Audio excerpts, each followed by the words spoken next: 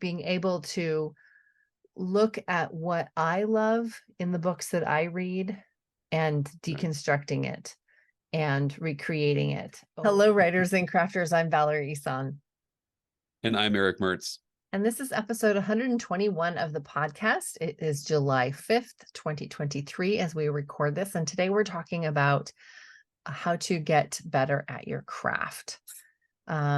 Regarding patrons, we don't have new patrons this week, but welcome and thank you to our existing patrons. And patreon.com/Valerie Isan will get you all the goodies. You can go there, check all the stuff out, and patreon.com/Strange Air Stories for short stories in the paranormal mystery genre by Eric. Mm-hmm. Announcements. I do have a free trial at my patron level, Mary Poppins.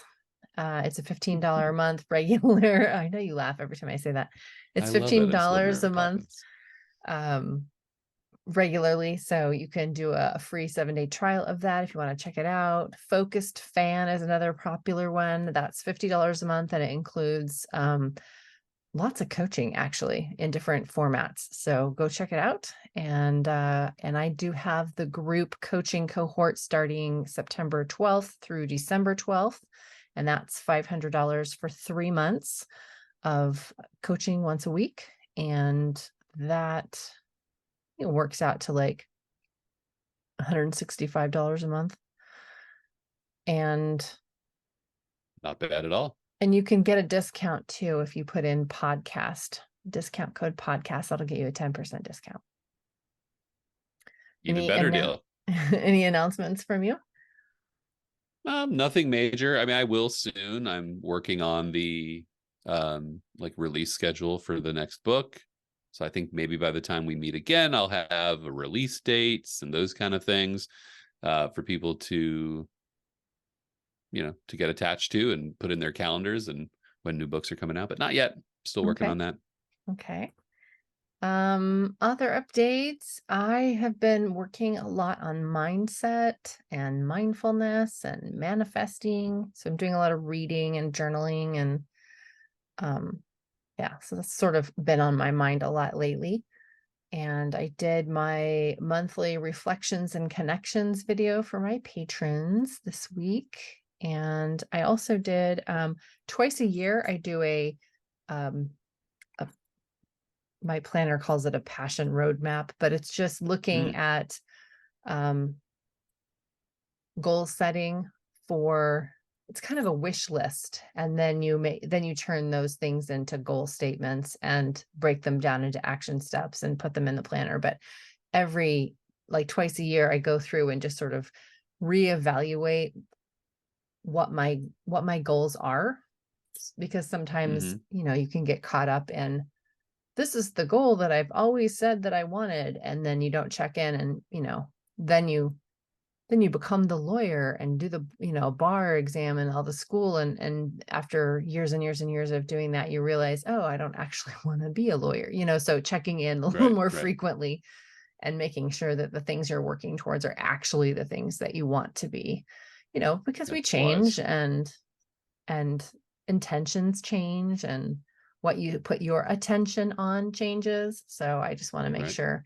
And also it helps me, if I think about okay, it's the middle of the year, what do I want to accomplish by the end of the year? I got 6 months left, go.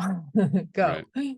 So then it helps me hone in on, okay, actually what I want to accomplish by the end of the year. If I only have 6 months to do this, and what do I want to finish?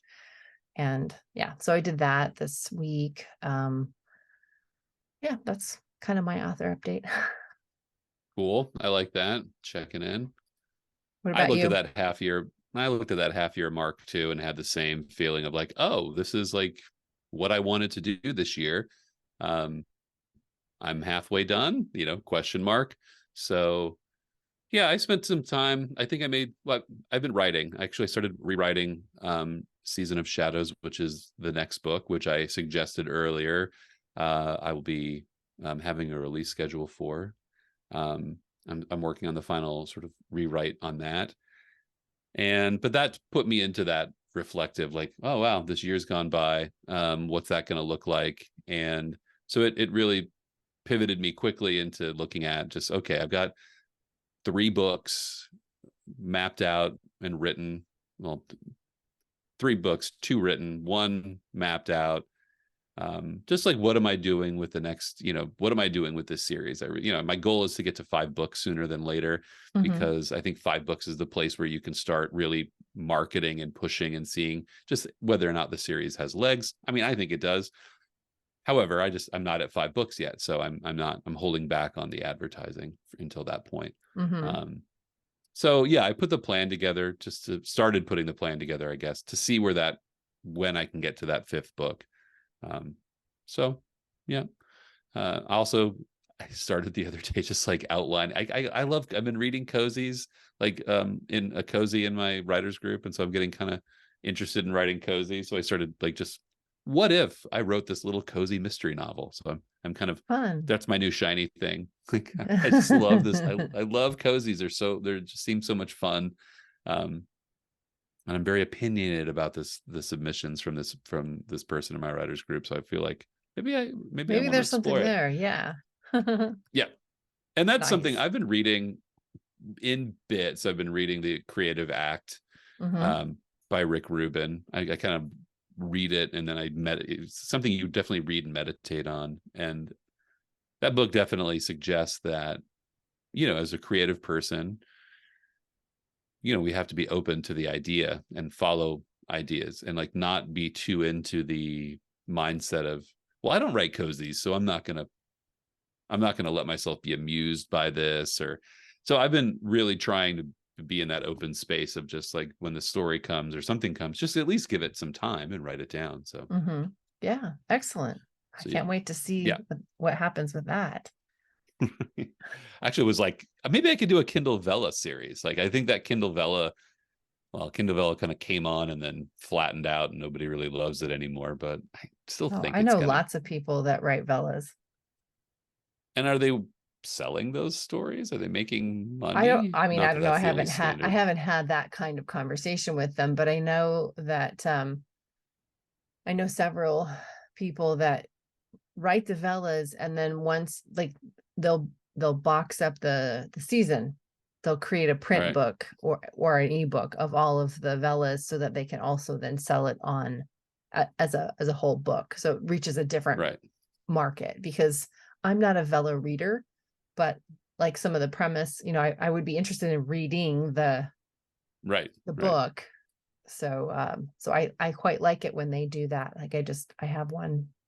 It was a paranormal, it's kind of a cross between X-Files and The Office or something like that. That's how they built it. Was that Jeff and JP's? JP. Yeah. So I've got their, I haven't read it yet. I've got their first book. And then there was another one too. I can't remember the name of it, but yeah. So I like that idea. Then you would get the episodic readers and also the book readers. So it sounds like just more IP, or reusing that IP for other streams of income. Yep. Yeah. Stay tuned to this channel. You might be hearing about a cozy. What are you reading? Oh, I asked you first. What are you reading? I am listening to Under the Whispering Door by TJ Klune. And I am reading Rich as F-Bomb by Amanda Francis. So that one I'm going through really slow too, because there's a lot of journaling prompts. And so I'm doing that as I'm going through it.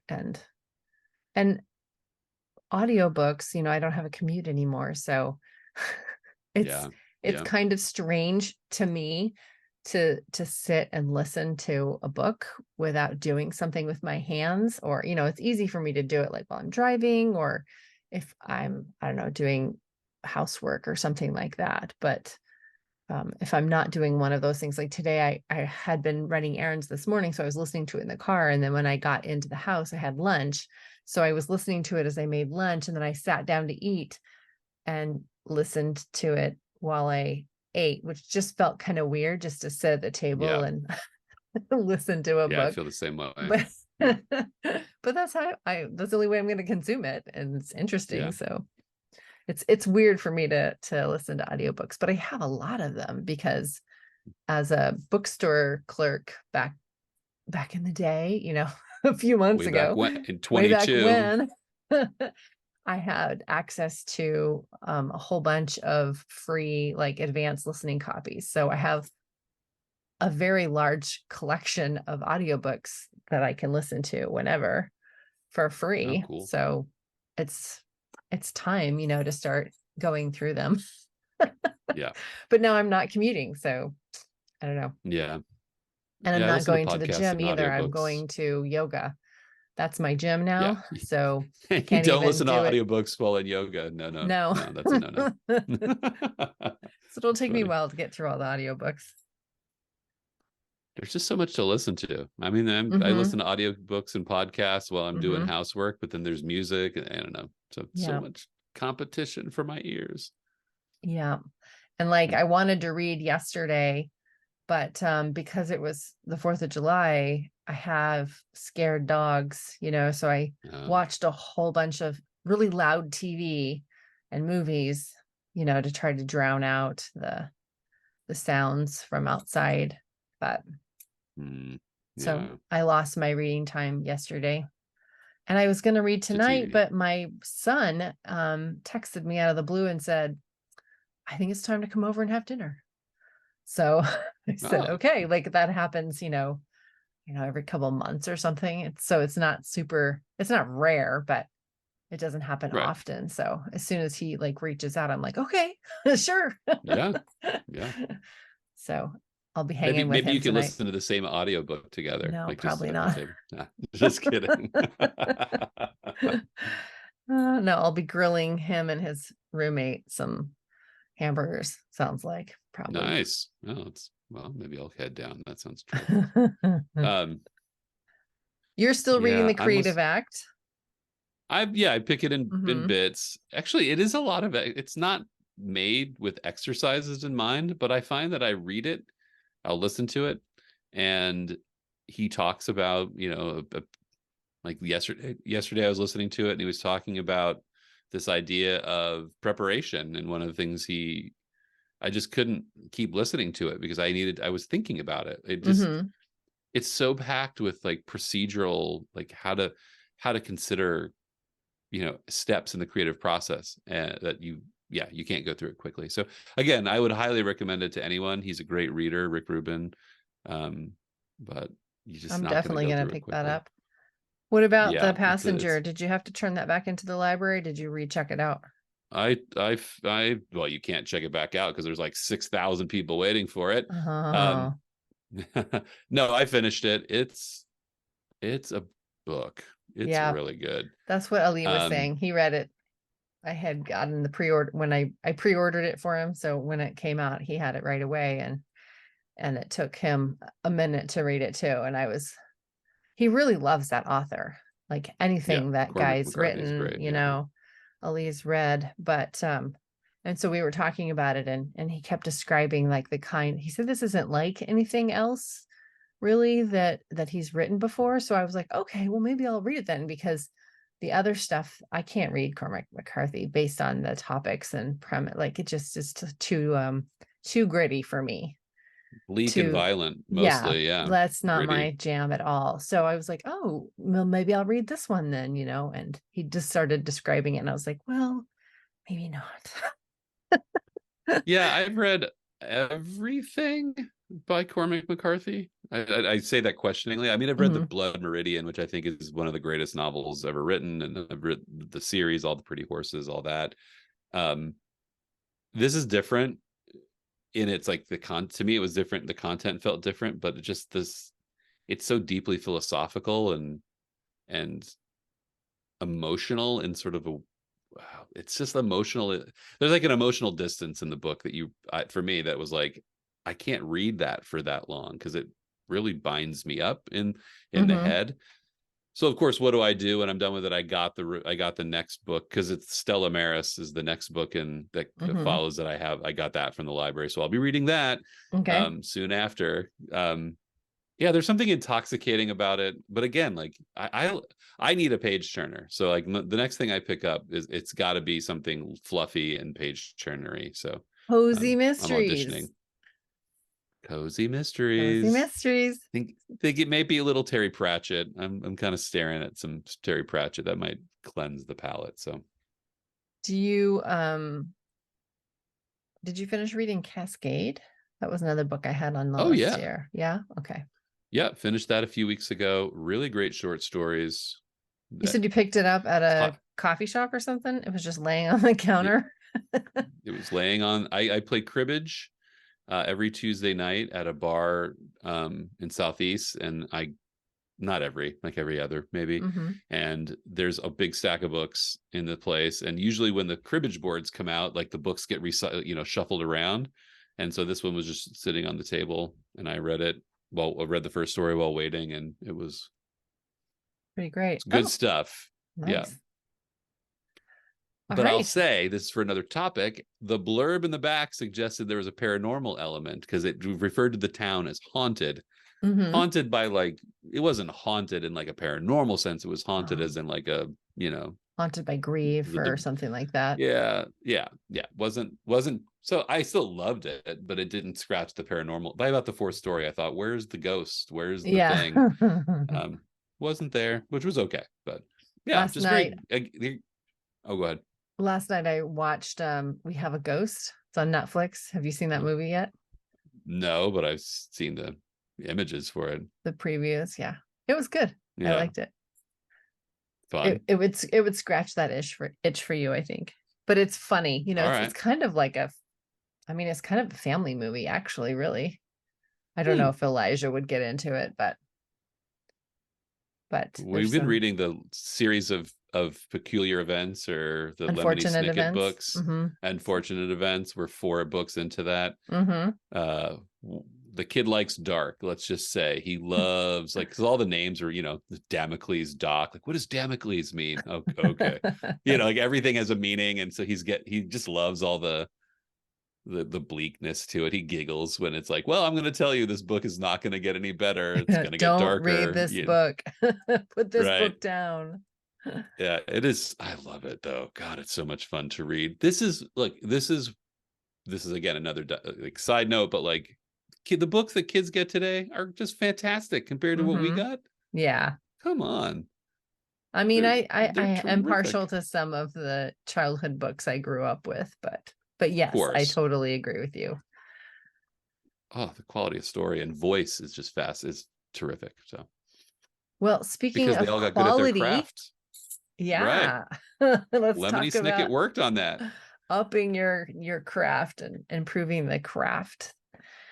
So I was thinking about this today. Like, Mm-hmm. I think that it's kind of like, do you remember back in the day when in the one school or one room schoolhouses, they taught reading, Mm-hmm. writing, and arithmetic?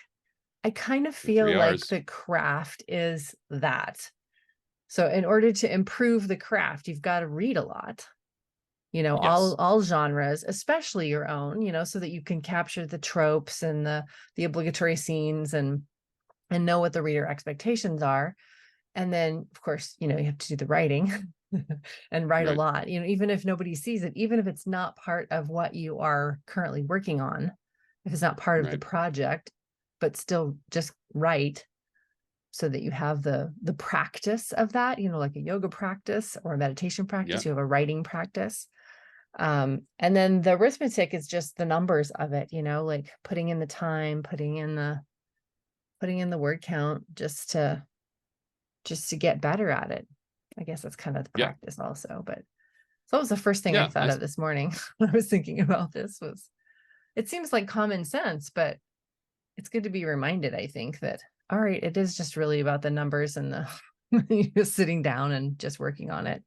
And that's going to improve your craft over time.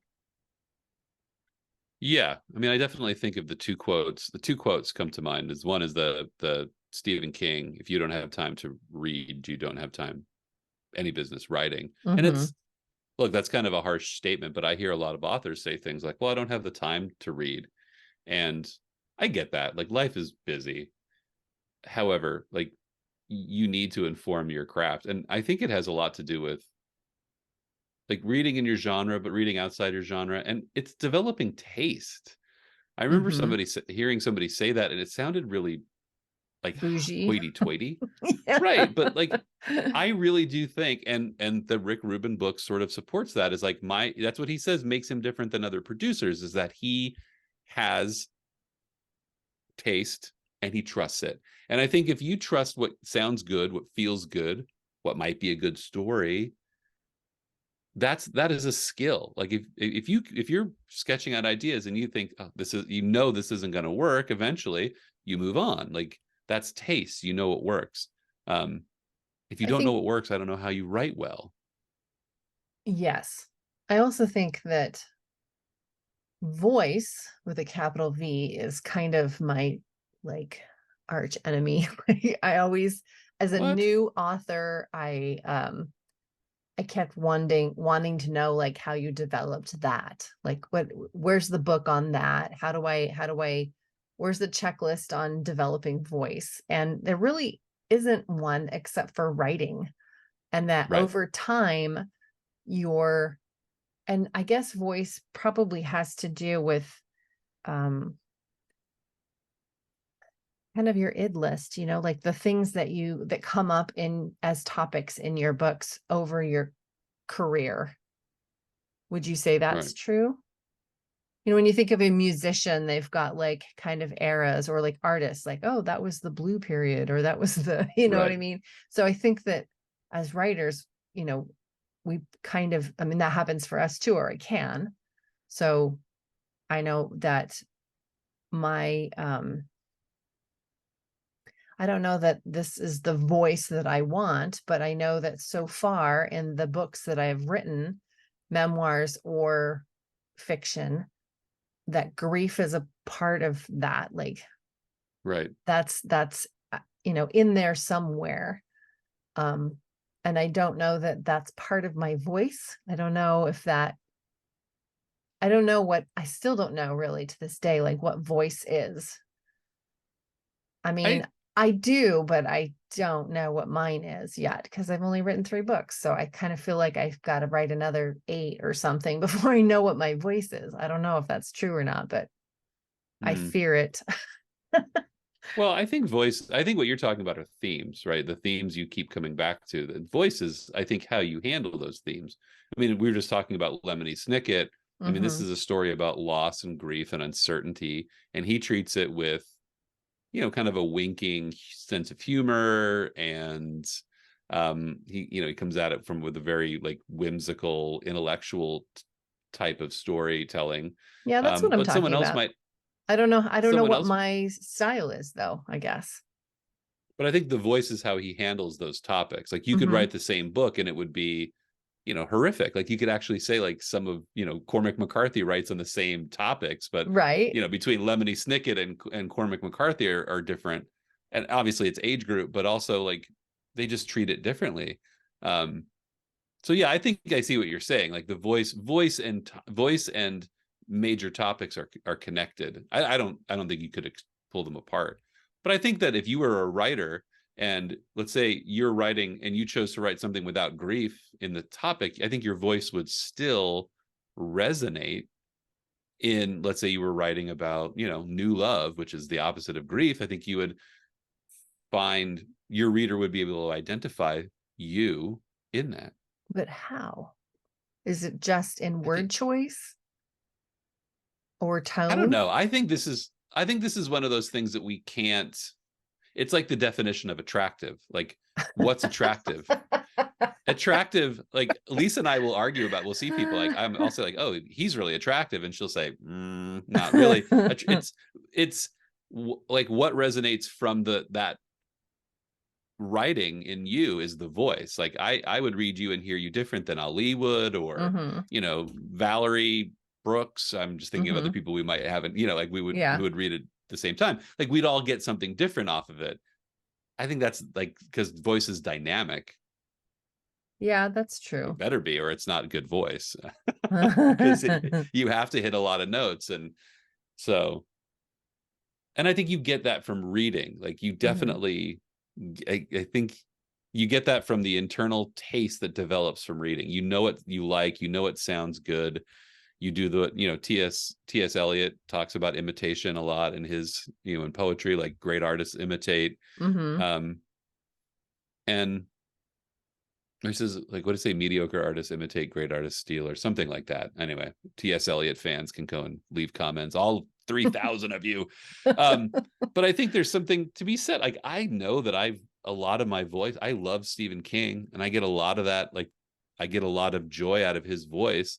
And I think it just resonates with me that it's infected a little bit of mine. Like, I Mm-hmm. like those similar characters. I like regular people down on their luck, people who, ordinary people to whom extraordinary things happen. So I think, yeah. But I know what you're saying. Like, voice is elusive and like really knowing what it is. So I have Do no you have any? tips on how to develop voice, I have to say, other than just read and write. I think that I think the tip is like, yeah, I think there is to is it's the, I mean, you might have to mark this with like just, yeah, like get your ass in a chair and read and write and be really be really decisive about what you're writing and whether it works or it doesn't. And once you get into like hone, like I'm writing what I like, that's your voice. I think. There's a resource I wanted to do a shout out for, The Anatomy of a Bestseller by Sacha Black. Fabulous book on how to deconstruct the writing that you love, so that, or the reading. Yeah. So when you read a book and you think, oh, that's so great, and you can deconstruct it then and figure out what it is about it that you love so that you can recreate it in your writing. So that would be maybe another way to, well, I guess that's another, we can transition into that too. Like in developing craft, reading fiction, yes, but also like reading craft books, Oh learning from yeah, for sure. teachers, finding somebody that you resonate with, and reading all of the nonfiction that they write about craft. Yeah. Yeah. I also think that, again, Rick Rubin, I'm ripping you off, bud, but like one of the things he talks about is he says that um, every unexpected turn leads to unexpected landscapes. And I think there's something to be said for, if you're developing your craft, you're developing your style, like allow yourself those unexpected turns to see where it goes. 9 out of Mm-hmm. 10 of them aren't going to get you where you wanted to go, but you also might be surprised about where they do. So I think that in developing your craft, like you can't be too fine. You can't try to be too fine. You are refining, and especially early on, you have to have like beginner's mind and just sort of like, I don't know, let's let's write a cozy and see if I like it and if it Mm-hmm. works, and maybe that's my voice. Mm-hmm. Um, Yeah. Playing in the sandbox. yeah, I think that's a lot of this. I think a lot of people just get too. I see it a lot in the 20 books to 50K groups and all the Facebook groups for writers. People are, they'll say things like, "Well, I've been looking at this group for 2 years, figuring out what I wanted to write."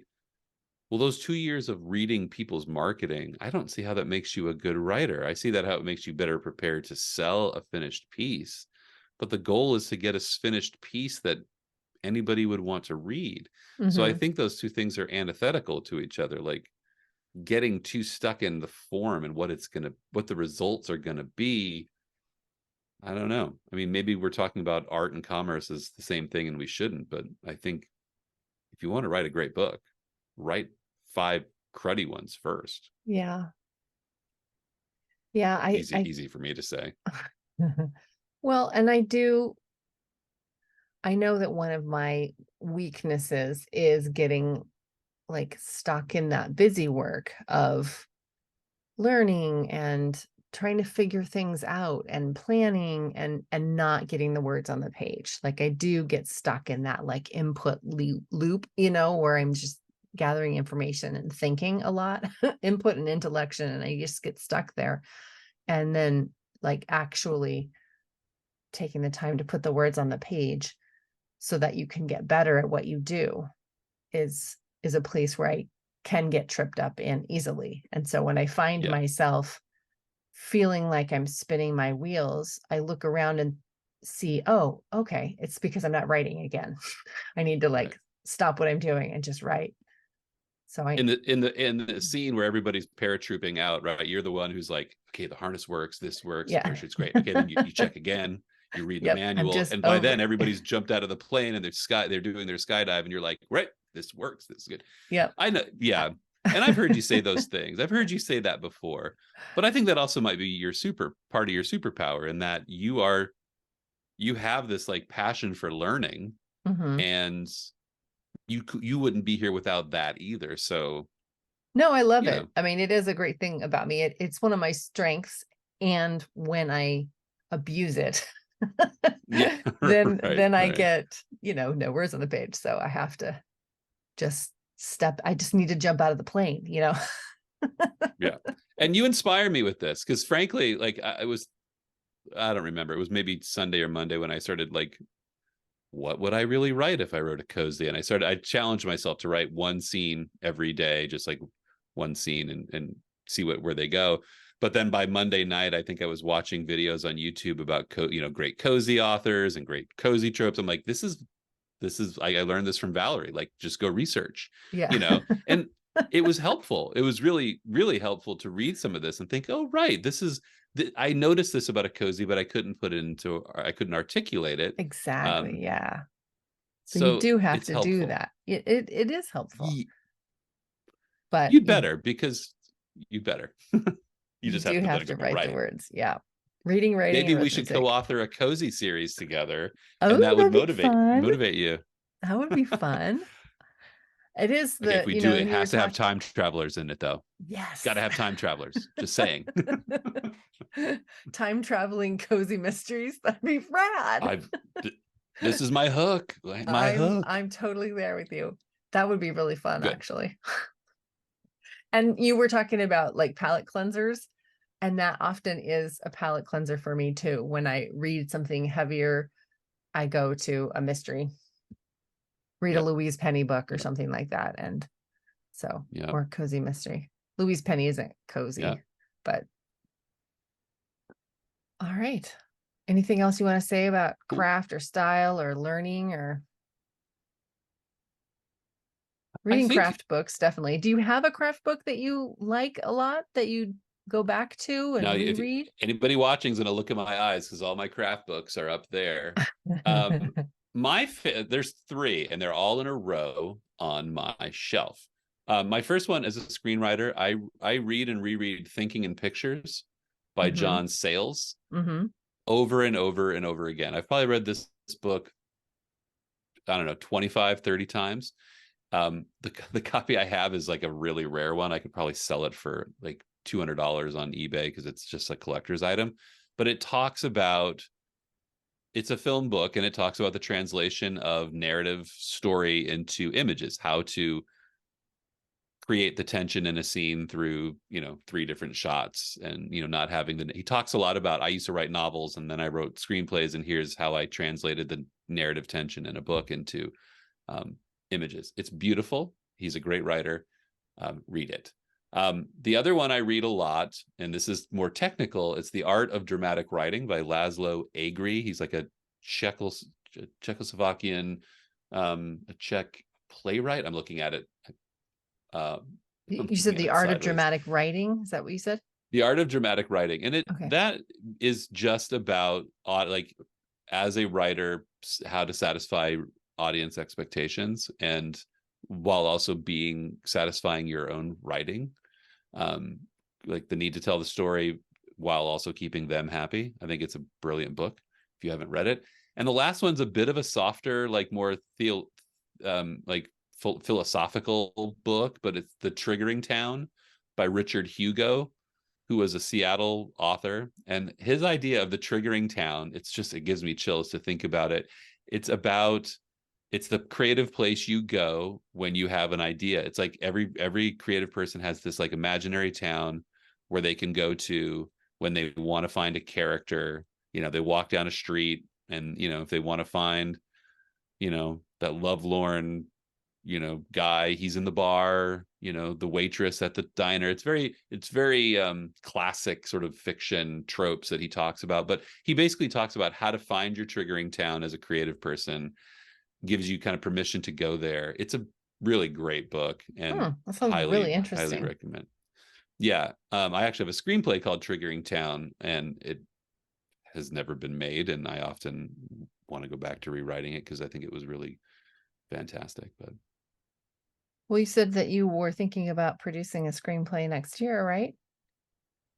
yeah, that's a short I've been working on for a while. I'm actually going to give it to my friend who's a film producer this week. He keeps bugging me about it because he knows I made the drunken mistake of saying I picked up this story, and now he texts me like every 4 or 5 days, say, "Hey, can you send that along? Like, I just worked on a movie and I didn't love it." And so yeah, I'm going to send that along to him.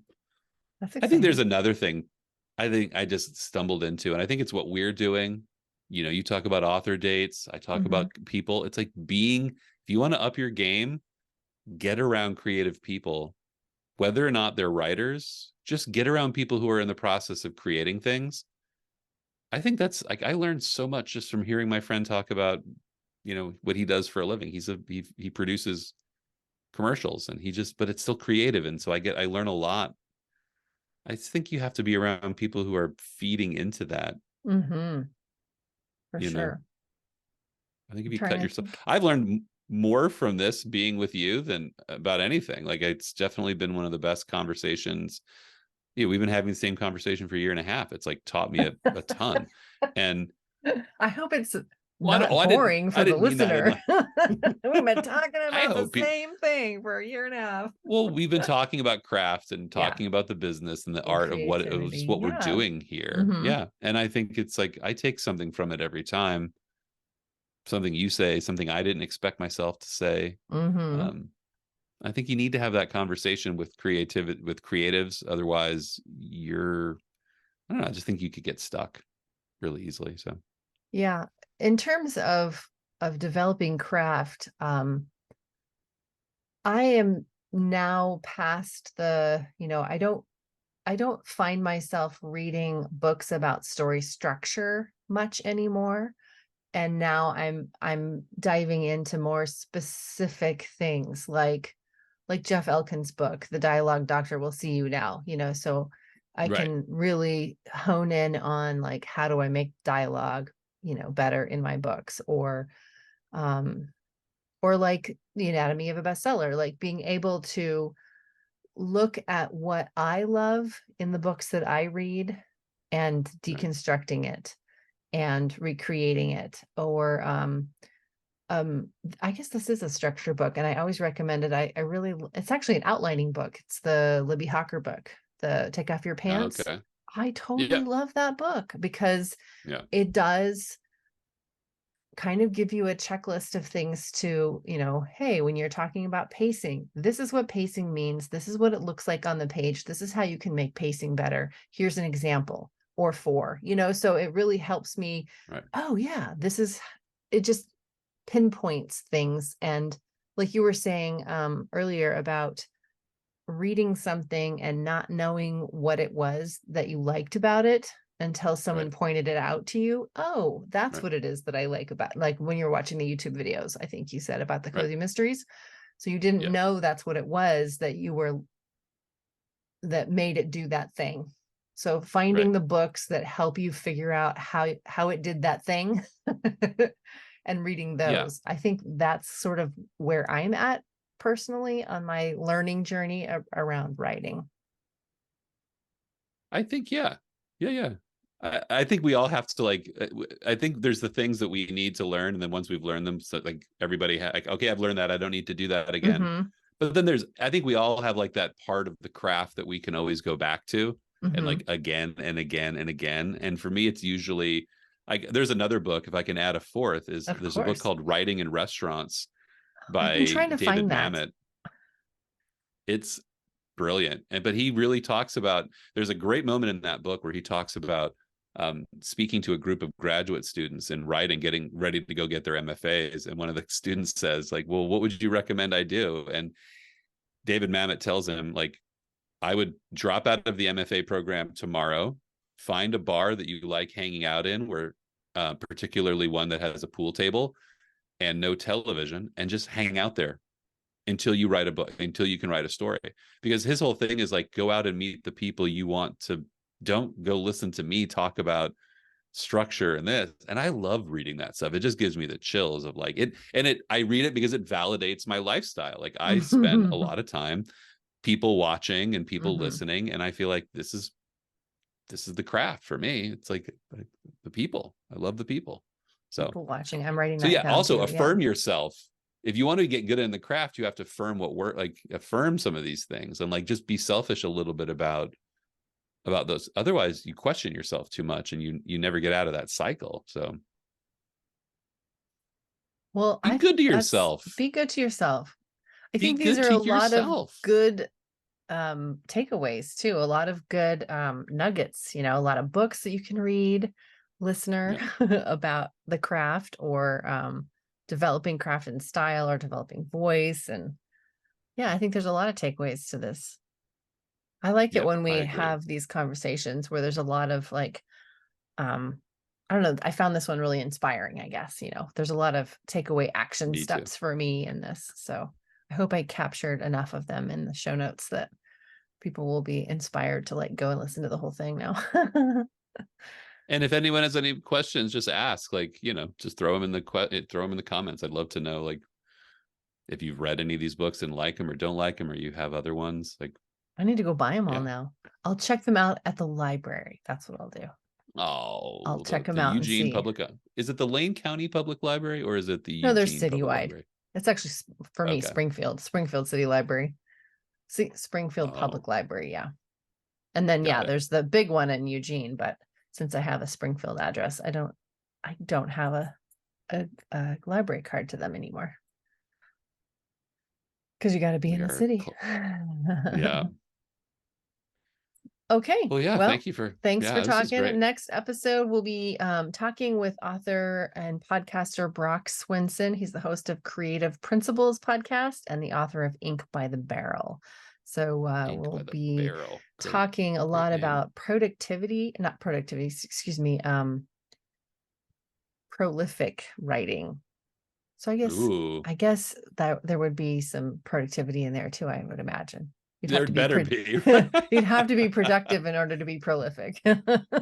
Yeah, one precedes the other, I think. But we don't know. We haven't spoken to him yet, and we may find out that it's actually a lot of slacking off that gets you where you need to go. And who knew? Who knew? So you'll find out in the next podcast. Yeah. All right. Talk to you later, Eric. Bye. Take care. Bye-bye.